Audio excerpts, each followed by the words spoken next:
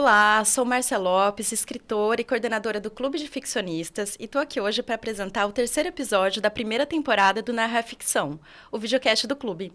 O Clube de Ficcionistas é um coletivo de leitura e escrita, focado na análise das obras literárias.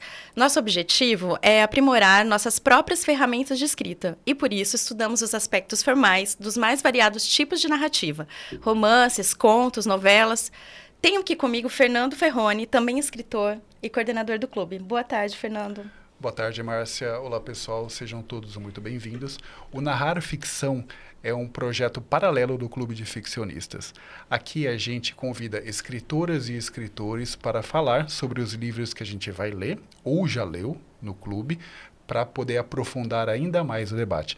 Narrar Ficção é um título inspirado na obra do nosso padrinho Luiz Antônio de Assis Brasil, A Escrever Ficção, onde ele faz algo muito parecido com isso.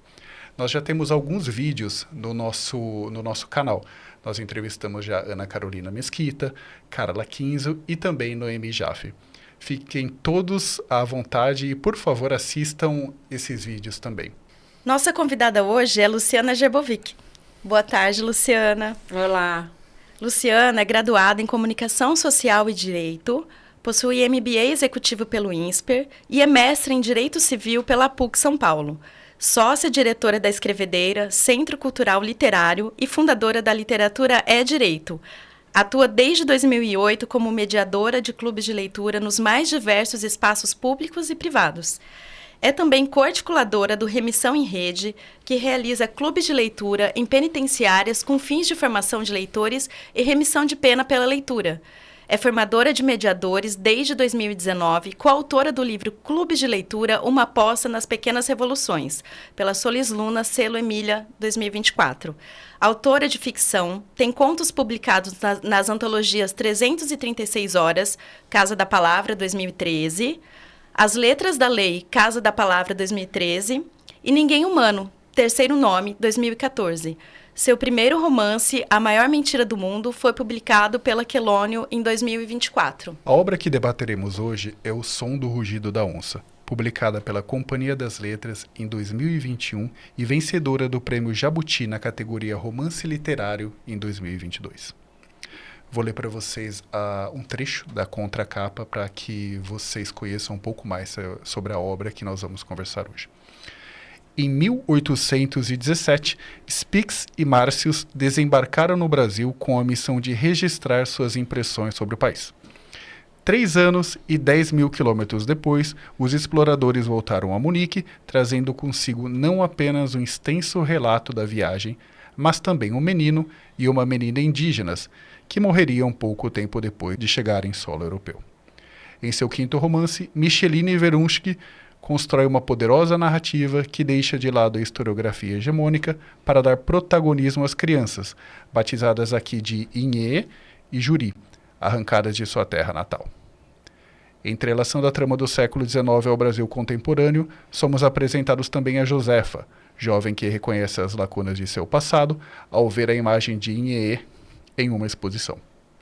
Este é um livro sem paralelos na literatura brasileira ao tratar de temas como memória, colonialismo e pertencimento. Bom, O Som do Rugido da Onça é um livro bastante recente, porém ele já ganhou um prêmio importante de literatura e é leitura obrigatória no vestibular de uma universidade pública federal, a UFMS. De uma certa maneira, ele já tem o seu lugar no cânone da literatura brasileira. Luciana, você concorda com essa avaliação? Como você avalia a importância dessa obra no cenário literário brasileiro? E como ela te impactou pessoalmente quando você leu esse livro pela primeira vez? Vamos lá. Eu concordo, né, essa obra ter encontrado aí seu lugar no cânone, concordo. Pelo menos é o que eu sinto, né? O que eu acho, ou o meu desejo de que realmente... Que acho que tem coisa que só o tempo vai falar, né? Os livros que realmente vão ficar, os livros que não vão ficar. Mas eu acredito que esse é um que vai ficar na nossa história e que daqui muito tempo ainda vai estar sendo lido e comentado e vai se estar falando da importância dele, ou pelo menos é o meu desejo, né? E eu acho que a importância tá... Literatura, claro que tem aqui a história que a Micheline nos conta, né? A partir da imagem dessas duas crianças indígenas vistas ali num quadro, né? E a partir do momento que a Micheline olhou para aquilo, ela começou a pensar na história dessas crianças, e aí entra a ficção. Mas literatura não é sobre... Não é o que se conta, né? Literatura é como se conta. Aí eu acho que entra, assim, o grande trabalho aí da Micheline de achar a forma para contar essa história, né? Para a gente sair dessa visão aqui da nossa história contada pelos europeus, contada pelo colonizador. Então, a Micheline achar essa voz, achar esse outro ponto de vista e contar a história para a gente. O trabalho que ela faz com a linguagem, aqui com a forma, eu acho incrível. É aí, para mim, que está o grande valor da literatura e dessa obra dela. Então... Inclusive o título, né, O Som do Rugido da Onça, ele remete sobretudo a essa voz, né? Isso que é um título muito feliz também, né? Eu achei que ela foi muito feliz na escolha. Foi o filho que escolheu, né? Foi o filho? Foi o Theo que foi feliz. Que eu falo que o meu filho, aqui um parênteses, meu filho estuda com o filho da Micheline. Ah, verdade? E eu lembro que foi na pandemia, eles estavam tendo aula online, e aí o meu filho, eu já tinha lido, e ele saiu do quarto e falou: mãe, a gente estava conversando com uma escritora. Ela veio conversar com a gente, ela é mãe do meu amigo. E ela escreveu O Som do Rugido da Onça. Eu, o quê? Você estava falando com a Micheline Veruschi? Como assim? E aí ele falou... E o mais legal é que o título foi dado pelo meu amigo, né? Nossa. Que legal. Então, ela fala que o Theo é um ótimo editor, inclusive, assim. Eu acho que eu li mesmo isso em algum lugar. Não sei se foi em alguma postagem dela, não sei se tem isso, mas eu li mesmo, que acho que foi o filho. Mas até, né, o som do rugido da onça, né? Isso, é assustador. Esse rugido vem, né? É muito bom.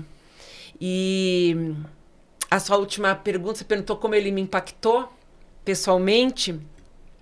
Tem uma história interessante com esse livro, porque ele não me... A primeira vez que eu li, eu não entrei no livro. Eu...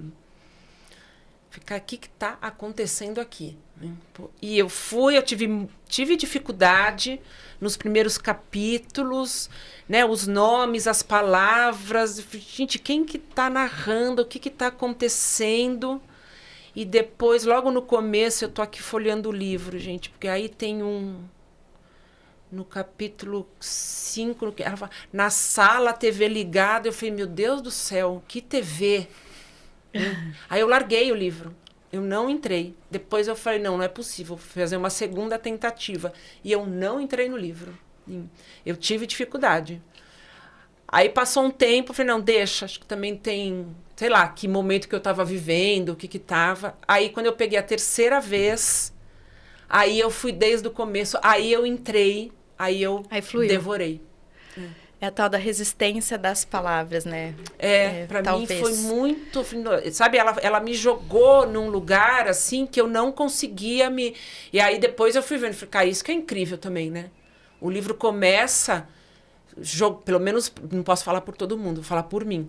Me jogou num lugar, me jogou nesse mar, nesse oceano. E eu falei, gente, o que está acontecendo? Depois ela me joga numa sala com uma TV, assim... E eu gosto muito disso, porque depois, a hora que eu entrei, aí as coisas vão se conectando, os pontinhos, vou ligando os pontinhos. E é isso que é maravilhoso, porque a Micheline não pega na mão, né? E vem explicando, assim. Então, também é uma escritora que... É uma baita escritora. Te desafia. Que confia na gente. Ela confia. Fala, entra aí, pode não ser fácil no começo... Mas confia em você, você vai chegar, né? Então, uma escritora que não subestima, né, a nossa inteligência, a nossa sensibilidade, nossa sensação, assim, das coisas, Aí, quando eu fui, eu fui E, na de vez. verdade, é um livro que traz muitas sensações, né? Tipo, o fundo desse barco. Você pisa aí, ele tá balançando, mas você... E ontem eu tava relendo Moby Dick, que faz 2 anos que eu tô relendo. E ele foi tão curioso, porque ele fala, no oceano, ele fala aquele rugido que vem de baixo. Eu falei, nossa, Micheline. Assim, Total. justamente ontem, nesse pedacinho que eu tava lendo, já no finalzinho de Moby Dick. Mas é desafiador, né? Pra mim foi. Pra mim foi. Pra gente também, mas foi legal. Foi, tipo, aguenta até o final que vale a pena, Aham, né? Sim. Eu acho que se é muito verdade que alguns livros você tem que abandonar mesmo e não insistir até o final, também é verdade que outros livros valem a pena uma segunda, uma terceira chance, né? Sim. Esse com Em um certeza outro é um momento, desses, de né? repente. Em outro momento, principalmente. Eu acho que tem isso, assim, porque eu tô aqui falando com vocês e tô pensando, porque é isso, acho que, né, ali na pandemia, então, tudo que tá influenciando ali a gente em volta, como a gente tá, né, o espírito ali, então, eu lembro que todo mundo falando, eu falava, gente, mas eu fiquei muito perdida, assim.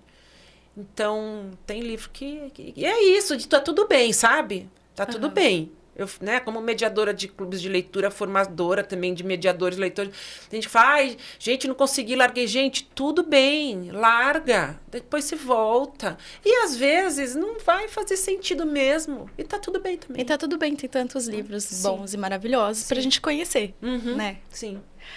E a gente aqui eu tava falando, ó, sobre um enredo aparentemente simples, porque se você for pegar o enredo, parece que é uma história que a gente já ouviu de outro jeito, né? Mas a gente ouviu sob um outro olhar. A Micheline, ela constrói uma narrativa a partir de muitas perspectivas e de uma forma inovadora. O dualismo entre europeus e selvagens, ciência e crença, aparece muitas vezes na obra, mas ganha outro sentido. O simples se torna profundo e, à medida que a história acontece, de forma não linear, que é o que você falou, às vezes está na TV, às vezes está no mar, às vezes está lá na Europa ou está no Brasil, a narradora desenrola o mundo interno dos personagens, porque eu vi que a cada capítulo ela também ia se preocupando com os sentimentos de cada um, né? E inclui, sobretudo, a ideia das vozes da natureza. Então, é uma grande... A história parece não avançar muito a cada capítulo, mas, de repente, tudo faz sentido, que é o que a gente estava acabando de falar. Como você vê a recepção do leitor, que aí já pegando o gancho, né? Em relação ao entendimento do enredo de todo o contexto, porque para você foi difícil, para mim também foi difícil. Às vezes tem leitor que vai ter essa dificuldade. Como que você enxerga isso, assim? E como você acha que o leitor captou esse rugido da onça que veio pronto pro bote sobre nós? Eu já fiz mediação desse livro em alguns clubes de leitura. Assim, tô tentando lembrar aqui. Eu lembro que eu fiz um até, que é um clube de leitura antirracista, e a gente trouxe esse livro, né? Porque é isso, traz essa outra visão. Aí tem um trechinho aqui logo no começo do livro. Posso ler? Vou ler um trechinho Claro. aqui. É o último parágrafo do 2º capítulo. Fala, e agora que já se sabe, sigamos pelo começo de tudo, por aquilo que foi determinado como o começo de tudo. E embora alguém possa refutar e dizer que essa história começou com um rei que, com o bisaco cheio de moedas da ávida burguesia, resolveu lançar-se ao mar, aquele mesmo, o tenebroso, eu desminto e digo que tudo começou mesmo com um Iê. E a minha anotação é aqui, que eu, né, falei, é isso, mudar o nosso ponto de vista, né? Sair do eurocentrismo. Assim. Então, acho que é uma proposta... Toda essa colonização, né? Toda essa violência da colonização, eu penso muito nisso, assim, que muita gente perdeu. Eu sei que tem gente que perdeu muito mais que as outras, né? Os nossos povos originários, essa colonização que, né, traz também a escravidão. Claro, a população negra perdeu muito mais do que a branca, mas todo mundo perdeu, né? Fico pensando o que eu perdi com isso. Assim. Um outro jeito de ver o mundo, um outro jeito de estar no mundo. Né? É como se só tivesse um único jeito de se viver, de se ter algum sucesso, de ser feliz. Né?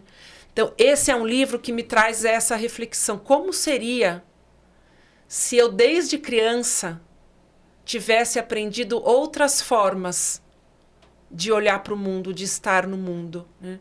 Foi me ensinado uma só. Então, eu agora que já véia, né? Eu fico correndo atrás disso, né? Desse prejuízo, assim, porque me empobreceu, né? Me deixou ali uma visão mais estreita das coisas. E eu lembrando, assim, eu não posso falar pelos leitores, né? Mas o que como mediadora, o que eu lembro, assim, é de não lembro de relato de pessoas que tiveram tantas dificuldades, sabe? Pelo menos esses clubes de leitura, assim, porque acho que tem um percurso também com o leitor, assim, a ser respeitado. Não é um livro fácil. Principalmente, eu leio pra caramba e eu não achei fácil, né? Porque é isso, não é linear, te joga nas cenas sem te explicar antes onde você tá. As vozes, né, mudam. As vozes vão mudando. Então, é um livro para quem já tá ali mais acostumado, eu acho. E, gente, com isso eu não quero dizer que, que tem gente que não tem que ler, pelo amor Sim. das deusas, que não é isso. Mas tem um respeito, assim, né? Então, talvez alguém que não está muito acostumado a ler literatura, ou essa literatura uma forma mais tradicional, né? Mais conhecida ali do que a gente aprende na escola. Como contar uma história, né? Começo, meio e fim, diálogo com 2 pontos e travessão.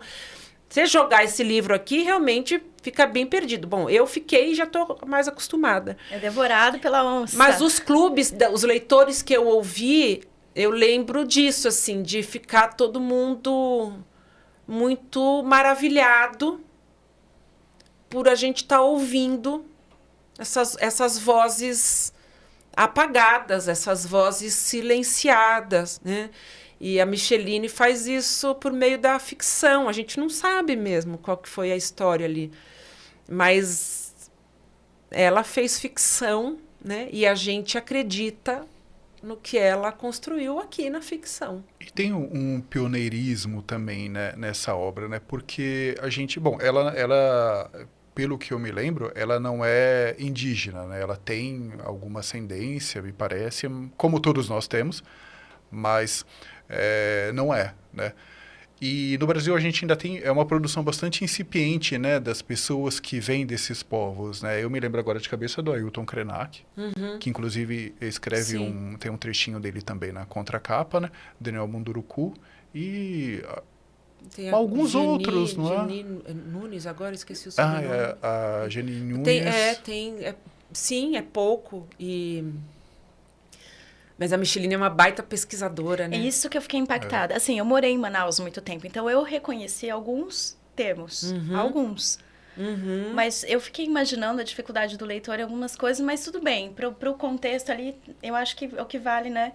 Mas eu imaginei o tanto que ela deve ter pesquisado para fazer. Ela é historiadora, né? O tanto que ela deve ter pesquisado para fazer muita esse pesquisa.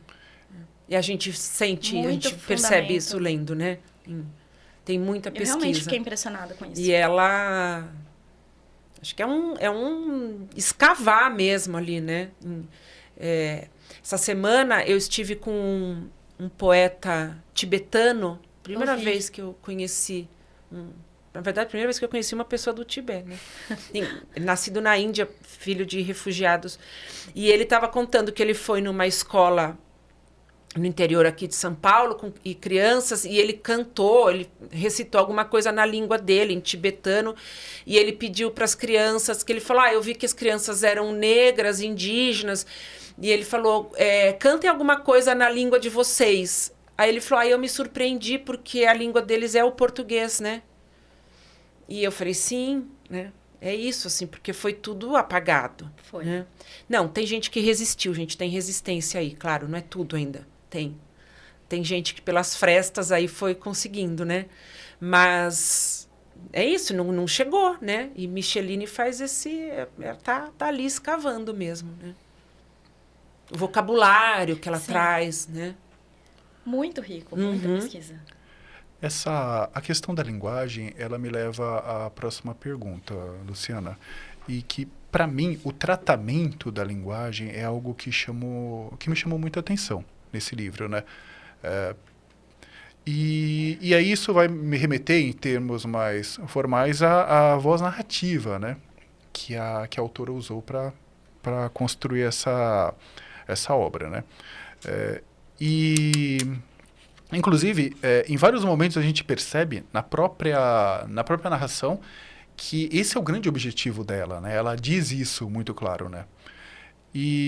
Ou seja, né, que objetivo seria esse? Ela quer resgatar a voz dessas crianças indígenas, né, principalmente da Inhê, porque elas simplesmente não apareceram nos registros oficiais, né? Tudo que a gente sabe sobre elas vem através dos cientistas ou mesmo dos registros da monarquia, né? E aí, no livro, a gente percebe essa linguagem aparece de diversas maneiras, né? Ou melhor, a voz narrativa, ela mesma se comporta de diversas maneiras. Então, em alguns momentos, a gente tem uma voz narrativa que é bastante, digamos assim, culta, sustenida, de prestígio, né? Por exemplo, um termo que aparece lá em determinado momento é lemniscata, né? Que é o nome do símbolo do infinito, né? É um termo que é de uso assim, bastante restrito, né? Mas também, em determinado momento, há diversos registros de variação linguística, né? Principalmente dos falares regionais, mas também étnicos, né? Eu vi em algum lugar que ela foi comparada ao Guimarães Rosa, por exemplo, nessa construção, no resgate e também na construção, né? O que eu gostaria de te perguntar, Luciana, como que você viu esse esforço da autora? Você acha que ele foi bem sucedido ao devolver essa voz à garota Miranha? Para mim foi. Eu tô aqui folheando o livro, ela dá voz. Tem um capítulo aqui, né, que é narrado pelo rio, né? Sim. Pela Ria, porque ela é feminina, ela é mulher, né? O rio é feminino, assim. Então, isso é muito legal, porque desconstrói tudo, né? Que a gente... É uma desconstrução, assim, essa cosmovisão que ela traz. Maravilhoso. Assim, né? E tem um outro trecho aqui, porque, para mim também, é um livro sobre escrever. Tem também aqui um pouco sobre o que é escrever esse livro. Então, ela coloca, tem esse narrador aqui, que coloca, empresta-se para Inhê essa voz e essa língua.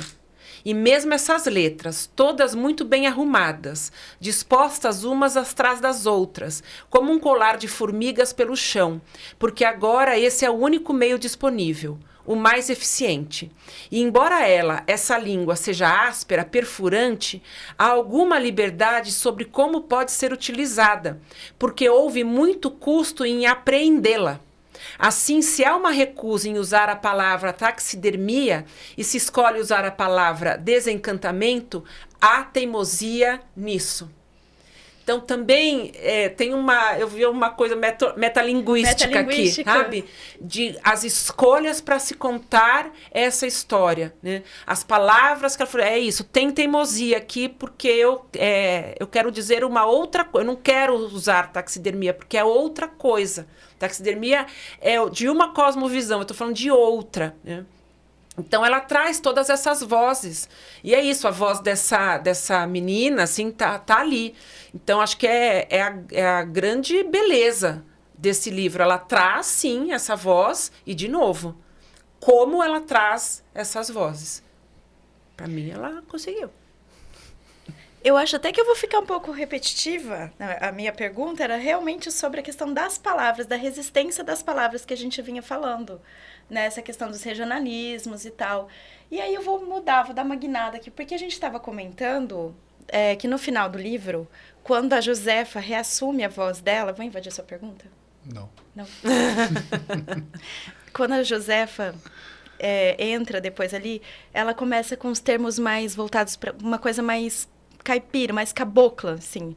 Aí o quanto isso também não tem a ver com a religião ali, não sei, da Umbanda, alguma coisa assim. Parece que ela tá fazendo um chamado. Isso não aparece ali, foi uma suposição que a gente fez, sabe? Mas parece que, assim, parece que tá toda a natureza, todas as religiões. Ela usa muita coisa da Bíblia aqui também, sabe? Tá todo mundo se levantando ali nessa voz. E eu achei isso muito bonito. O rio falando, a onça e essa questão dos espíritos, sabe?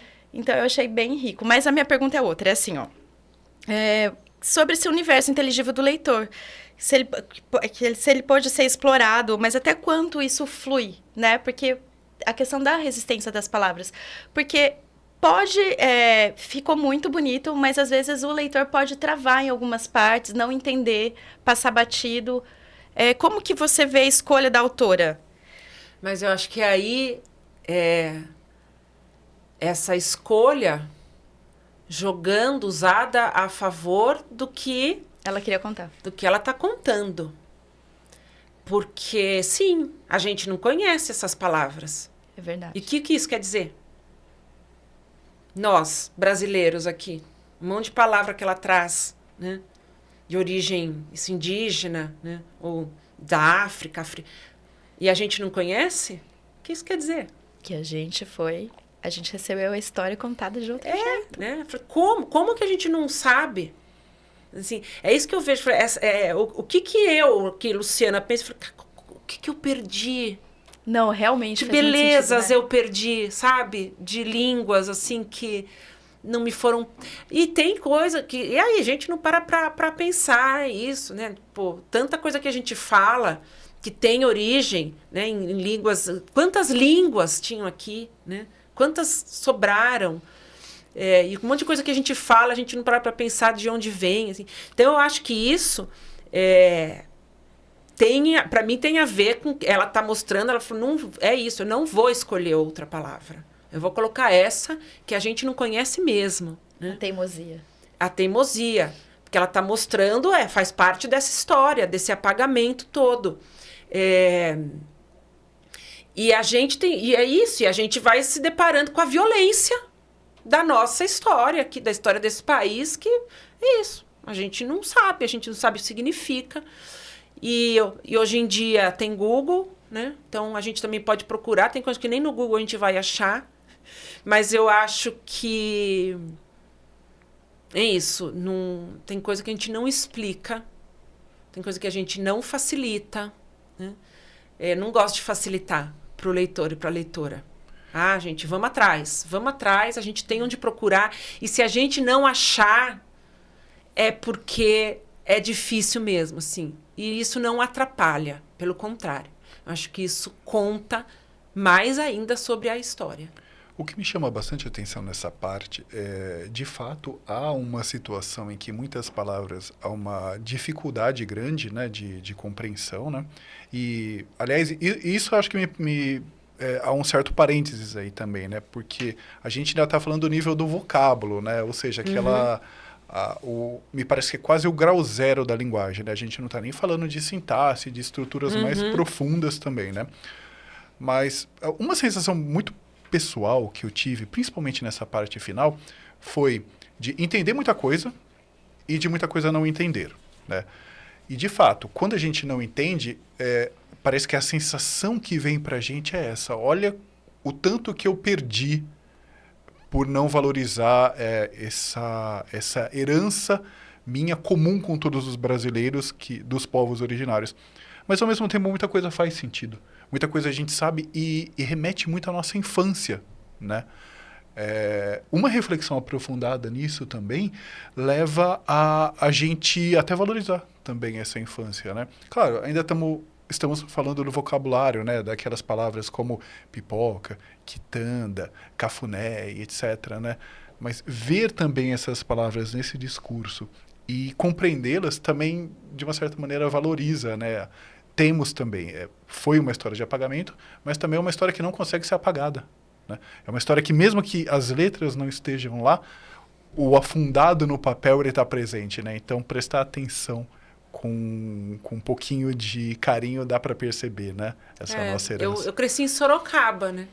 E era isso, de Sorocaba, terra rasgada. Né? Pois é. Então, tem uma parte aí de algumas cidades que a gente, né? Você vai estudar a sua cidade e fala, entendi, né? De onde... Como a minha foi batizada, né? Por quem ali foi batizada, o que é essa terra rasgada, né? E abri um... Fico lendo os trechos aqui, gente, mas tem um trecho aqui, né? Que é: tu me convoca, eu venho em todas as pelagens, venho na pelagem de estrela. Suassurana eu venho na pelagem de onça pintada, na pelagem de onça branca, na pelagem de onça parda, na pelagem de onça preta. Venho Jaguareté, eu venho, a Canguaçu eu venho, a Canjaruna eu venho, Yanovari eu venho, Jaguapinima eu venho, Nhanguarixã eu venho. Putz, aí tem umas que, né? Nigucié do Senja eu venho, Pacová Sororoca eu venho. Ah, quanta coisa, tá tudo aqui para mim anotado, coisa para eu ir procurar, assim. Maracajá, Jaguaracucu, Jaguatirica, Jaguapitanguçu, é muita coisa. Alguns termos, inclusive, remetem a os países latinos, né? Jaguareté, se eu não me engano, é um termo muito comum na Argentina. Ah, né? é? Ah, é? Que é? Eu acho que é jaguatirica, na verdade. Um gato pequeno. Mas é uma outra viagem aqui também, né? Assim, você pega só isso que a gente está falando aqui das palavras, do som, né? Acho que também é um livro que eu tenho vontade de ler. Tem uns livros que é gostoso de ler em voz alta, assim, né? Então tem uns assim, tipo, é isso, né? Tô lá em casa, de repente levanto e começo a andar pela casa lendo, assim, né? Pô, já nem me acho mais tão maluca, mas... É porque não é, né? Tem umas passagens aqui que pedem, né, pra gente erguer a voz, pra voz sair, assim, né? Luciana, a gente comentou um pouco sobre isso, mas assim, me parece que houve um grande desafio da autora para construir essa novela, né? Então, há personagens, né, que são personagens que têm um registro histórico muito bem documentado, né? Eu acho que o principal caso é o do Spix e o do Márcios, né? Sim. Que são conhecidos no Brasil, inclusive, e conhecidos também na Alemanha, né? Na região da Baviera, inclusive, né? A gente tem os diários do Márcios, né? E, por outro lado, a personagem, a protagonista, né? A personagem central, a Inê, a gente sabe pouquíssima coisa, né? E o livro, ele se passa muito nesses espaços entre você ter muito conhecimento, mas também ter apenas algumas pinceladas. E aqui estou falando em não ficção, principalmente, né? E, ao mesmo tempo, também, a gente tem uma personagem, a Josefa, que é uma personagem ficcional, aparentemente, mas que, por todos os indícios, tem um componente autoficcional bastante grande. Ou seja, é como se ela fosse um alter ego, né, da Micheline. Então, um pouco sobre essa questão dos personagens, né, da construção dos personagens e principalmente dessa pesquisa que a autora fez para os personagens, a minha pergunta vai mais ou menos nesse rumo, né? Como que você viu esse esforço dela? Tanto essa questão da pesquisa, propriamente dita, quanto também da autoficção, né? A gente vê muito autoficção hoje em dia, mas eu agora não me lembro de alguém que tenha feito autoficção nesse tema dos povos originários, né? Dá um pouco a sua visão para a gente sobre essa construção dos personagens. Fernando, sobre autoficção, eu costumo falar com alguns... Tenho um amigo meu que é escritor também, o Flávio Cafiero, e a gente, assim, eu entendo a autoficção, gosto dos escritores, das escritoras que brincam, vou dizer brincar, não é brincar, mas enfim, que faz esse jogo, né, com a literatura ali. Mas eu acho que a gente... A autoficção, talvez, acho que ela sempre existiu aqui, que as redes sociais é que são mais recentes, né? E a gente fica sabendo mais da vida dos outros, né? Porque talvez lá no século XVII, XVIII, tinha um monte de gente fazendo, mas a gente não sabia muito da vida dos outros, né? Aham. Então... Hoje a gente consegue comparar. Você fica, nossa, mas eu consigo saber, né? Sei lá, Julian Fuchs, né? Que eu tanto fala disso, assim, que eu adoro também. Mas, ele tem lá o irmão também, né? Então, ele tá falando... Claro que ele brinca, ele usa o nome, tem tudo isso. Mas, cara, pra mim, o que interessa é o que tá nesse livro. É o que está nos livros. E se esse livro, se essa história, a forma como ela é contada, se ela me convence, se ela faz sentido, né? O livro tá parando. Então, eu gosto... faz muito tempo, eu pego os livros agora, eu não leio nada. Eu não leio Quarta Capa, eu não leio Orelha. Eu gosto de... Eu falei, não quero saber nada. Se é um escritor, uma escritora que eu nunca ouvi falar, eu falei, não quero nem saber o que essa pessoa faz. E eu vou no livro. Porque eu quero saber daquela história que está ali, né? Então, a não ser que quem escreveu venha assim me falar, mas você tem que ler com a chave da minha história ali, né? Mas, enfim. Eu quero saber o que está aqui, né? E acho que... Então, eu não sei se a Micheline chegou a se divertir escrevendo esse livro, mas acho que aí é a grande... questão, assim, a grande da ficção. Essa mistura que ela faz, sim, tem gente aqui que eu tenho um monte de material sobre, tem diário, tem coisa escrita, e isso aqui eu vou mexer com isso. Tem gente que aqui eu não sei nada, tem esse personagem que eu não sei nada, aí entra a ficção.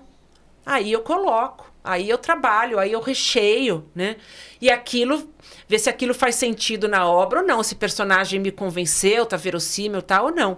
E a Josefa, sei lá se ela tem a ver com a Micheline ou não, não me interessa, né? Assim,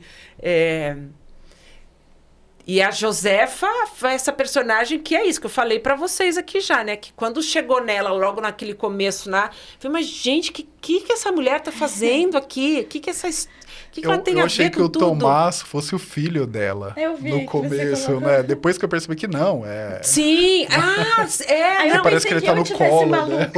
Não, e eu tinha eu lembro que acho que a minha primeira leitura, eu imaginei uma mulher com uma outra idade, sabe? Assim, tudo, né? Aí depois que eu fui entendendo, assim, porque aí sim, por meio da Josefa, para mim que a gente vê como que essa história desses tantos séculos ali atrás apagadas, como que elas chegam pra gente até hoje, né? Uhum. Como até essa questão do tempo, né? Que a gente enxerga o tempo linear, né? Indígenas aí falam, não, tantas outro jeito de olhar, falam, não, o tempo não é. Na minha cabeça eu não consigo nem entender direito esse tempo não linear, mas acho que esse livro também ajuda isso. O tempo não é linear. As coisas estão acontecendo ao mesmo tempo porque tem reflexo disso. Então, acho que a Josefa mostra pra gente, e a Micheline vem, gente, ela chega aqui... Ela vai bagunçando tudo dentro da gente. Nesse final tá tudo aqui, gente. Tem Bolsonaro aqui no meio, né? Chegou aqui. E acho que e pra mim é isso, a Josefa é que mostra pra gente que não acabou. Os reflexos estão aqui. Uhum. A gente tá vivendo isso ainda, né? Então, é isso. Não sei se se divertiu, mas eu acho que aí é a grande questão do ficcionista, assim, cara, o que eu tenho aqui? O que eu vou usar? O que eu não vou usar? O que eu vou inventar, né? Talvez a própria Inhê, talvez até esses elementos que são poucos que a gente sabe sobre realmente, né? É relevante isso, porque a gente não sabe mesmo, né? Não. Na verdade, a intenção era que nós, né? A história foi contada por eles, então, assim, a história real, né? Uhum. Acho que é um pouco isso. É isso, né? Você olhar e falar, bom, não sei nada, mas... Os outros lá foram glorificados lá, né? Tipo, tinha o busto lá e não sei o que lá, mas e ela? Uhum. Então, tudo bem. Agora, isso é uma... que você comentou, né? Nos clubes de leitura, parece que é o mais comum, né? A pessoa querer saber do autor primeiro, né? A gente tava falando disso agora há pouco, né? A gente tava... Tô relendo a Francine Prose, né? Que eu adoro, assim. E ela dizendo assim, gente, não fiquem tão preocupadas, o importante é o que está aqui, né? É essa obra. Eu entendo, a gente é curioso, é natural, né? A gente quer saber ali, assim, mas eu até às vezes eu fico chateada, assim, que eu falei, gente, procurar tanto fora do livro, acho que diminui todo o trabalho de escrita. Sabe? De quem ficou ali tanto tempo se debruçando sobre as palavras, juntando essas palavras, achando uma forma, pesquisando. Eu quero saber o que está aqui. É a obra que importa. Sim. É o que ela está trazendo aqui, o que ela está falando aqui. Sim. E é isso. Se eu tiver que procurar fora, é sinal que a obra não está tão boa assim. Até porque essas obras que duram séculos aí, você vai importar muito você saber o que o Camões fazia no dia a dia dele, por exemplo? Não. O que ficou é o que ele deixou pra gente. Sim, sim. Que hoje em dia a gente sabe de tudo, né? A gente quer saber, né? Bom, agora eu vou falar um pouquinho sobre o seu livro, A Maior Mentira do Mundo. Eita, mas sair da Micheline, gente. Vamos mais ou menos misturar as coisas. Não, assim, ontem eu tava lendo, e aí eu falei, gente, porque eu fiquei procurando, assim, algum não é procurando, mas ele aconteceu, tipo um paralelo ali, né? Mas a minha pergunta tá um próprio podcast aqui, eu vou dar uma lida, né? Então, eu tô falando que aqui a gente tem uma voz narrativa em primeira pessoa, portanto, não muito confiável, até porque ela busca no ex-namorado as respostas que ela achava que ela estava confiando na memória dela, né?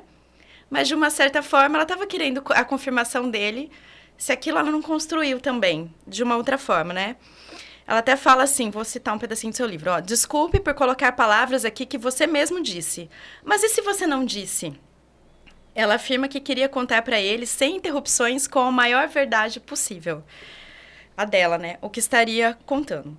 Então, em uma relação que eu tracei aqui com o Rugido, é uma forma também de resgatar uma voz que tentou ser calada pela dominação, tá? Não aqui a questão da memória, mas eu senti esse fundo aqui no seu livro pelo patriarcado. Não deixa de ser um grito contra uma história que sempre nos foi contada sob outro ponto de vista, embora com essa voz inconfiável da memória. Aí você diz assim, porque parece, minha filha, que muitas coisas podem acontecer na nossa vida fora da cartilha que nos fizeram acreditar que existe. De que forma essa voz narrativa direta e visceral aqui, usada por você, pode também ser um rugido para as novas gerações que precisam reescrever as suas histórias? Uau! Ela é talentosa, essa apresentadora. Gente, ela é ótima leitora. Obrigada. O Flávio Cafiero, que escreveu a orelha do meu livro... Tá todo riscado, senão que eu pegar li. aqui. Não, é só a orelha aqui. A personagem, né, a protagonista que está escrevendo, a Camila, o Flávio coloca...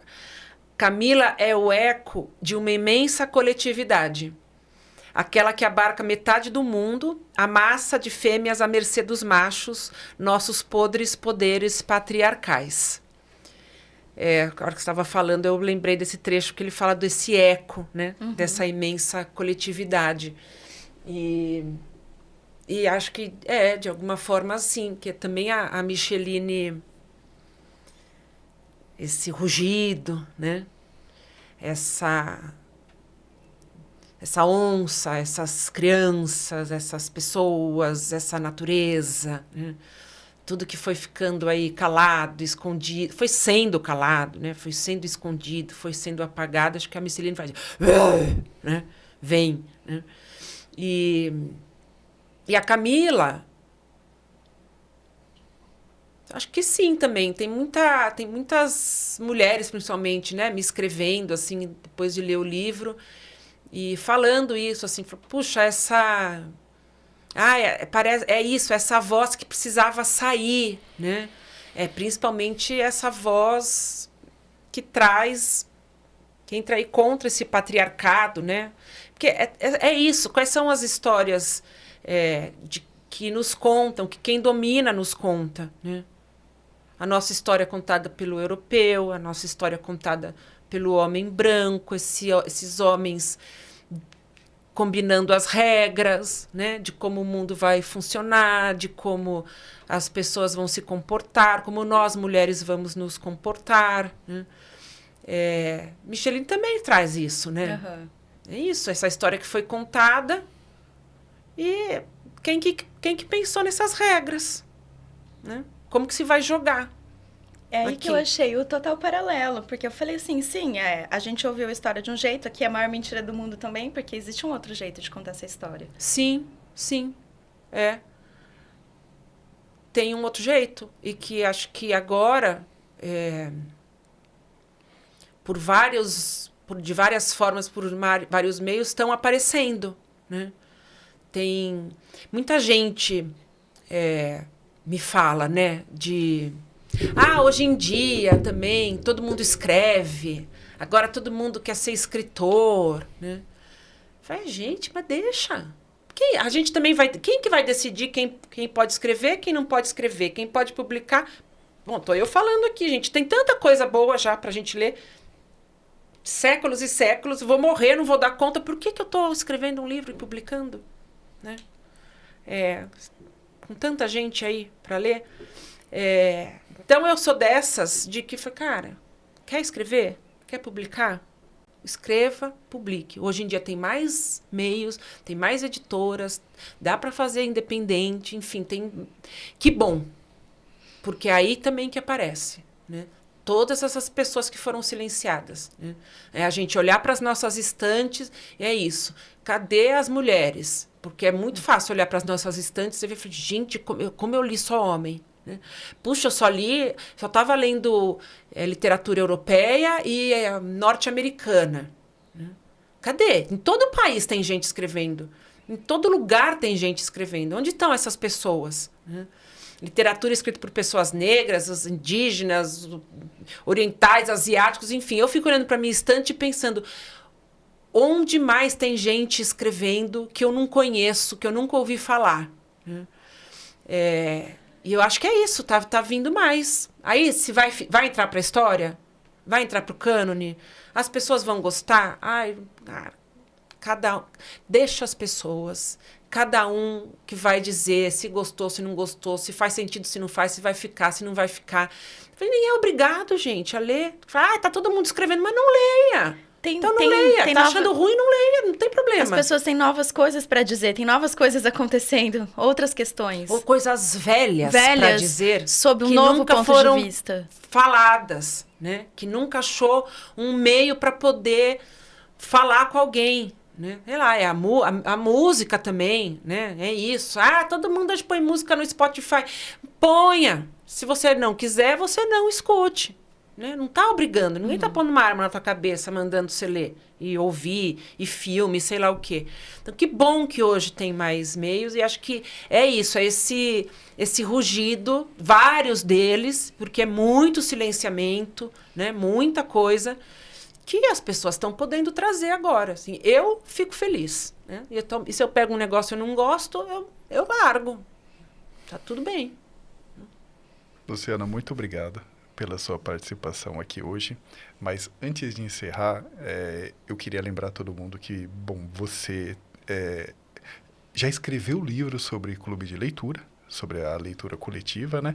E também anima alguns clubes de leitura, né? Nós temos também o Clube de Ficcionistas, né, com uma particularidade, né? A gente lê e também tenta entender, a partir da leitura desses livros, ferramentas para nos ajudar a escrever melhor, né? E você também, junto com a Noemi Jaffe e com o João Bandeira, tem a Escrevedeira, né? Que é justamente para ensinar as pessoas a escreverem também. Além de ser uma leitora muito competente. Obrigada. Então, eu gostaria de pedir para você indicações de livros de ficção ou de não ficção que você considera que sejam importantes que as pessoas que querem escrever leiam para que elas possam escrever melhor, né? E aí aproveita também para fazer as suas considerações finais e desde já agradeço muito a sua participação, muito obrigado pelo seu carinho, muito obrigado pela sua sabedoria e espero que em breve a gente possa se encontrar novamente. Obrigada, Fernando. Bom, a gente quando escreve, né, ficção, literatura, eu acho que a gente também lê de um outro jeito, né? Porque a gente não está interessado só na história que está sendo contada. Claro que a forma sempre influencia. E a forma age muito no nosso inconsciente, né? Você está lendo e fala, gente, mas por que eu estou sentindo tal coisa? Tem a ver muito, às vezes, com a forma que a gente não identifica. Quando a gente quer escrever literatura, a gente está conscientemente procurando essa forma. Então, acho que muda o jeito de ler também, né? Eu também faço mediação de clube de leitura, então eu também fico lendo, procurando coisas que dá para sair desse livro, né? Sobre o que a gente pode conversar, sobre o que dá para eu chamar aqui atenção, enfim. Então, fica uma mistureba, assim. E aí tem gente que fala, ai, mas você não lê simplesmente por ler, pelo prazer. Eu falo, não, gente, mas tudo isso para mim é um prazer gigantesco. Então, também tô lendo e curtindo, né? Tem muita gente, né? Mas eu fiquei pensando, por exemplo, em alguns escritores e escritoras que eu... Ontem, por exemplo, eu estava lendo um livro do Carrascosa. João Carrascosa, um livro de contos, Espinhos e Alfinetes, acho que é isso. E aí eu falei, olha que interessante, tem vários diálogos nos contos e cada diálogo ele escreve de um jeito. Então, é isso. Tipo, reservei, sabe? Deixei lá, porque eu falei, olha, aqui tem várias formas de escrever um diálogo, né? Que eu achei interessante.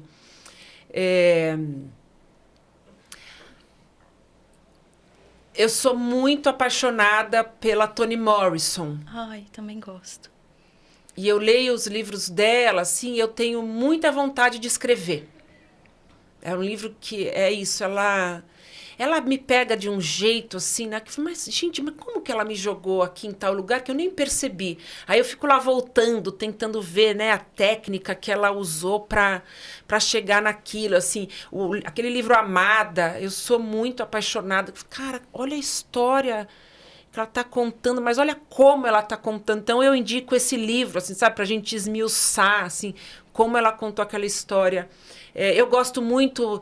Agora, aqui, os contemporâneos aqui brasileiros, José Faleiro, principalmente nos contos e na crônica. Ele tem o romance, né, que eu gosto também, Os Supridores, mas o livro dele de contos, Vila Sapo, as crônicas no Mas em Que Mundo Tu Vive, eu acho ele muito incrível. Ele começa falando de um assunto, ele vai trazendo, e ele tem uma virada... Ele dá uma mudada no meio do caminho. Assim, eu falei, gente, mas como que ele fez isso? Assim, então, fico morrendo de inveja. Michel Laub é outro que eu fico muito encantada. Que acho que Michel Laub, ele consegue colocar em escrito assim, uma história e tem uma outra que não está sendo contada ali. E eu acho, e nessa coisa mais fragmentada... eu acho incrível o que ele faz. Eu falei, filho da mãe. E o Michel Lopes também sempre tem umas... Me pega, assim, sabe? Numas viradas, assim. Eu fico lendo lá, vendo... Falei, ele não vai me pegar aqui, eu vou descobrir antes, assim. Annie Ernaux me encantou demais. Como que ela pode falar sobre tanta coisa com tão pouca palavra. Annie Ernaux, eu acho que ensina a gente a escrever muito com silêncio. Eu gosto das pausas. Aquilo que não está escrito. Então, tem muito isso, assim, né? De procurar o que está... Eu gosto muito daquilo que não está escrito. Do subtexto, né? Aquilo que não está escrito, mas não está com as palavras. Então, esses são alguns, assim, que me chamam a atenção para isso. Tem um livro que eu não consigo esquecer. Eu acho que eu te dei um livro. Um livro de contos que ganhou o Jabuti de Contos 2010, que é do José Rezende Júnior. Que, assim, eu perguntei pro velho se ele queria morrer. Gente, é um livro curtinho de contos, mas é arrebatador. Tanto é que ganhou o Jabuti já faz um tempo, mas assim, eu falo, gente, é um soco no estômago, mas é um soco bem dado, assim, sabe? O jeito que ele trabalha as palavras, e cada conto ele te surpreende de um jeito que você não acredita. Um que acho que foi... Assim, eu já queria escrever, enfim, mas tem um português que para mim é muito marcante, o Antônio Lobo Antunes. Ah, sim. E que para mim, assim, eu falei, cara, que piração esse homem, assim. Então, para mim foi muito marcante. O primeiro livro dele que eu li foi Memória de Elefante. e que foi, e é isso, cara, o que está acontecendo? Quem está falando? Onde esse homem me jogou, né? E para mim foi muito marcante, assim. Então, para quem também quer escrever assim, é outro que eu indico. Que legal. Muito obrigado, Luciana. E as considerações finais, enfim, eu acho que é agradecer, porque vocês também, enfim, por estar aqui, por terem lembrado de mim, por me chamarem para falar desse livro que eu adoro, né, que eu acho tão importante, O Som do Rugido da Onça. A Márcia conseguiu fazer uma ligação aí com o meu, que agradeço muito, a generosidade. Imagina, obrigada. A sua leitura, foi tanta coisa boa para a gente ler, e acho que uma pessoa que, puxa vida, abre o livro que eu escrevi, assim, sabe, e doa o tempo, eu fico muito agradecida mesmo, assim, E eu muito realmente honrada. gostei muito do seu livro, tá? Obrigada, que bom. E o clube de leitura que vocês fazem, né, trazendo mais gente para falar sobre literatura, a gente conversar sobre literatura. Fico muito feliz de ver esse movimento dos clubes de leitura, que eu faço há tanto tempo. Antes eu tinha que explicar o que era um clube de leitura, hoje eu não preciso mais. Hoje eu conheço um monte de gente que participa de clube de leitura. E então não é só agora o prazer de a gente ler, mas o prazer da gente compartilhar a leitura. Assim. Então, e vocês, eu falo, essa grande roda, o livro que eu escrevi com a Janine Durran sobre clubes de leitura, é Clubes de Leitura, uma aposta nas pequenas revoluções. Então, vocês também estão nessa pequena e gigante revolução, né? Que a gente, principalmente aí por meio dos clubes de leitura, que a gente consiga fazer desse país um país leitor, porque muda muito, né? Melhora muito. Eu desejo muito que isso aconteça. Vocês são parte. Obrigada. Muito obrigado, Obrigada Luciana. também, Luciana, por estar aqui com a gente hoje. Até mais. Foi incrível.